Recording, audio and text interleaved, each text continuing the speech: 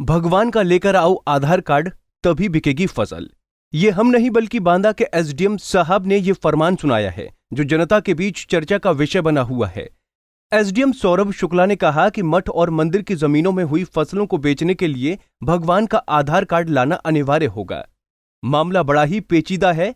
जो लोग इस फरमान को सुन रहे हैं वो भी हैरान हो रहे हैं कि आखिरकार भगवान का आधार कैसे बनेगा, फिंगरप्रिंट कैसे मिलेंगे और आई कांटेक्ट कैसे लिया जाएगा।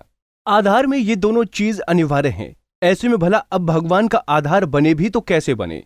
दरअसल ग्रामीण क्षेत्रों में बने हुए इन मंदिरों में पूजा पाठ करने वाले साधु संत पुजारी उस जमीन में खेती बाड़ी करके अपने लिए खाने को अनाज पैदा करते हैं और जो बची हुई फसल होती है उसको मंडी में सही दामों पर बेचकर उसी पैसे से मंदिर का विकास और अन्य कार्य करते हैं।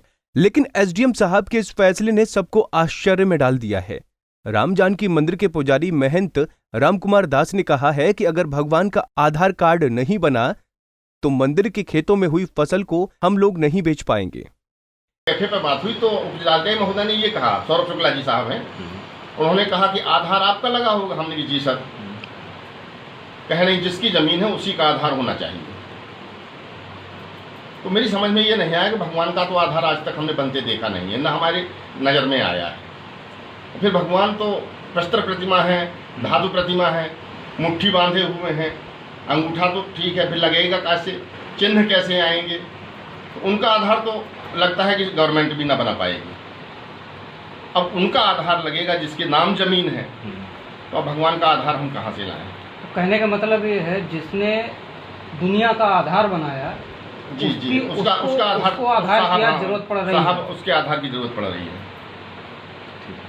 आधा घंटे बाद फोन लगाया तो उन्होंने कहा कि आपका बिक ना पाएगा। शासनादेश है, मंदिर मस्जिद का सत्यापन नहीं होगा सर। तो कोई विकल्प ये है कि आप आड़तियों के यहाँ बेचिए।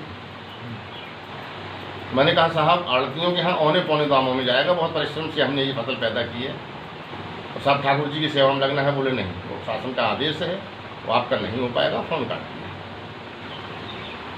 अब जो पिटेगा वो अपनी बात तो कहेगा ही। अब हमें तो चोट लग गई, साल भर किया है, मेहनत किया है, ठंडी में भी, गर्मियों में भी, बरसात में भी, फिर मंदिर चलाना है। कोई ज़्यादा ज़मीन नहीं है, वैसे तो 40 बीघे कहने के लिए लगी है, लेकिन 20-22 बीघे का हम करते हैं। तो उसी में राग भोग, डेंटिंग पेंटिंग आदि सब, और पैदावार तो आप देखते ही हैं कि हमारे यहाँ कितनी अच्छी होती है। आपको बता दें कि जनपद में लगभग 50 मंदिर हैं और मठ हैं, जैसे श्री राधा कृष्ण मंदिर, हनुमान मंदिर, राम सीता मंदिर और अन्य देवियों के मंदिर हैं, जो कि ग्रामीण क्षेत्रों में बने हुए हैं। इन मंदिरों में पूजा पाठ करने वाले साधु संत पुजारी उस जमीन में खेती बाड़ी करके अपने लिए खाने को अनाज पैदा करते हैं और जो बची हुई फसल होती है उसको मंडी में सही दामों पर बेचकर उसी पैसे से मंदिर का विकास और अन्य कार्य करते हैं। पंजाब केसरी टीवी के लिए बांदा से जफर अहमद की रिपोर्ट। हमसे जुड़े रहने के लिए हमारे YouTube चैनल को सब्सक्राइब करें और नई वीडियो की नोटिफिकेशन के लिए बेल आइकॉन को दबाएं। अगर आप ये वीडियो Facebook पर देख रहे हैं तो लाइक जरूर करें और ज्यादा से ज्यादा शेयर करें। धन्यवाद।